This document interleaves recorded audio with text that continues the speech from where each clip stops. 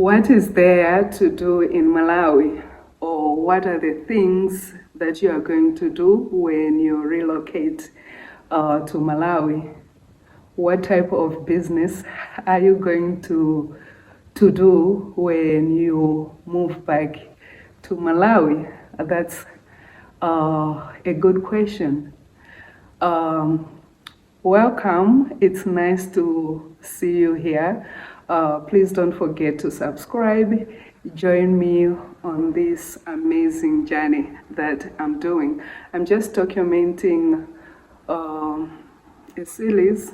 Should I call it a series? I don't know. But yeah, I'm just documenting my life as I'm planning to relocate back home in Malawi. I've been living in South Africa for a decade and a half, and something is just telling me that I should relocate back home. And someone was asking me, what type of business are you going to do when you relocate back to Malawi? Or what are things that people are doing when they're in Malawi? It's actually a good question, and there are a lot of things that people are doing in Malawi. Malawi is just like any other countries. It's a small country, and it's not as rich as some other countries. The job industry is not like, let's say, South Africa, because I live in South Africa, and I'm gonna just talk about South Africa comparing to Malawi, especially if you are not educated. It's not easy to get a job in Malawi. That's why some Malawians just choose to move to South Africa and try their luck. But it's not like you cannot do things in Malawi. Malawi is beautiful. Malawi, it's a peaceful country. Malawi, you can sell things in Malawi. It's also depending. It depends with your budget and also the area that you live. So I always talk to people back home, and there are different types of business that people are doing. As I said, as I mentioned before, it depends with your capital or what you are deciding to do. So today, as you can see, I'm sitting on the floor. It's just a different setting. I decided to sit here on the white wall. I don't know why.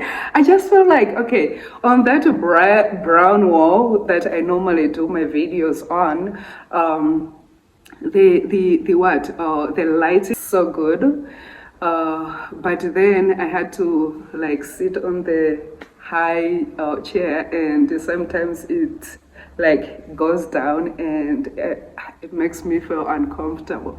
You know, I always have to be mindful when I'm sitting there. So yeah, I just decided, you know what, I think here it's comfy here. Let me just try to sit on the white wall. But yeah, as I was saying about the businesses, there's a lot of businesses that you can do in Malawi. Some people are doing farming, but you know, farming, you need a lot of capital, like more money, yeah, comparing with some other businesses.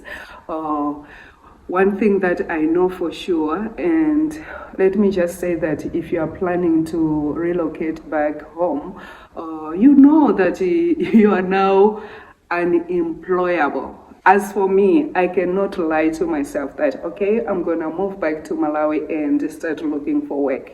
No, I have to create my own stream of income. I have to create something for my own, because one, even if I get a job there and they're offering me, let's say, what can I say? This is just an example, right? They're offering me 300 50,000 Malawi kwacha. When I look at it, I don't know. It's not something that I can take, right? Because remember, that would be like 8 to 5 job. You have to be present, you have to be there, you have to be, and also some situations, some working conditions in Malawi, they are a bit different, because you cannot compare with other countries. You have to show up and you have to be there and you have to work. You have to work. So yeah, that's what in my mind. I know for sure I'm not going to look for a job when I relocate back home. I have to create something for my own. I have to make sure that I have, let's say, like 2 or 3 streams of income. That's why I'm doing my research. Yeah, so as I mentioned, some people are doing farming business, keto, and some people maybe they are planting soya beans or cassava, different types of farming. But when we are talking about farming, you have to be prepared maybe to own land. It depends how big you want your farming or your business to be, but that means you have to have a piece of land, maybe a 1 acre or 5 acres, 2 hectares. It depends with your budget. And some people are also doing some other businesses. I was talking to a friend who was also living here. When he moved back home, he bought these machines for candle, just to do candle production. So when he went there, he started producing candles and started selling. But I don't know how far is his business, because it has been a long time. The last time I spoke to him, I think it was last year, like in March or somewhere like that. It's been a long time. I didn't find out how his candle business is going. And I know of a lady who went there, and he was also selling these toilet papers, but that means you have to have your machine, and I don't know how much those machines are costing. So yeah. And some people are doing this, the Kambaza business. Kambaza is like boda. I think in East Africa they call them boda. So it's basically you buy like the bikes, and you find guys, and they'll be like lifting people, taking them from one place to the other. Then I don't know how much they charge. I think it's also depending with the area that you'll live. Some areas, those type of business make money, but some areas, I don't think you can make as much money as just comparing with some areas. And some people, if you have money, some other people are buying these minibuses. It's transportation business, right? And another business is real estate. Let's not forget about real estate. When I'm talking about real estate, some people just buy like maybe 5 acres of land and maybe build accommodations, or let's say maybe the land is near a school, then you just build like some hostels for students. And you know, building it's not cheap. That means you need a lot of money to do that.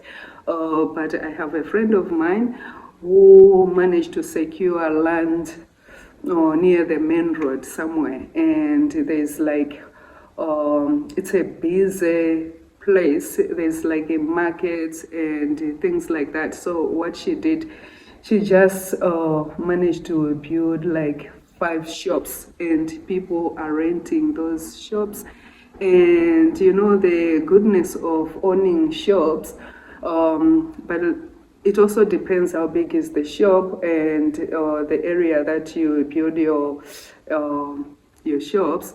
But the goodness is shops are not like complicated as homes, because when you're talking about houses, maybe they have to have like 3-4 bedrooms, and you have to think about putting kitchen units.